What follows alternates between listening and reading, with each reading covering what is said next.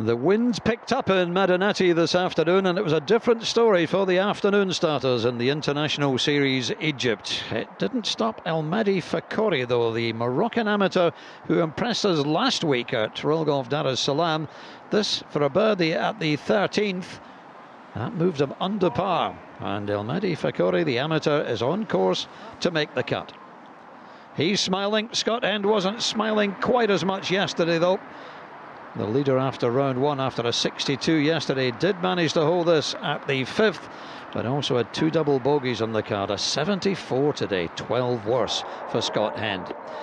Pachara Kongwatmai hold out at the 4th, but it was one of only 4 birdies today. Kongwatmai is a long way back going into the weekend.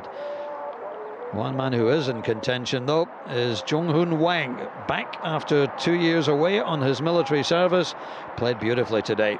This at the 5th and a round of 68, 2 under, 7 under at the halfway stage. And Jaco Allos of South Africa is right there too.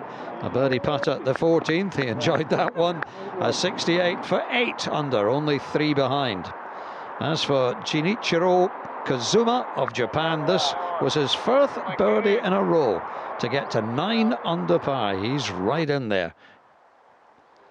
Top 2, though, Andy Ogletree of the US, who described himself as just a kid from a small town in Mississippi. He played beautifully. A birdie putt at 16, a 64 today. He's 10 under for 2 rounds.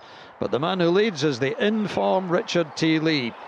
Runner-up last week at International Series Morocco, a 65 today to add to yesterday's 64. He nearly holed this one at the 8th. Richard T. Lee is the man to catch at 11 under par.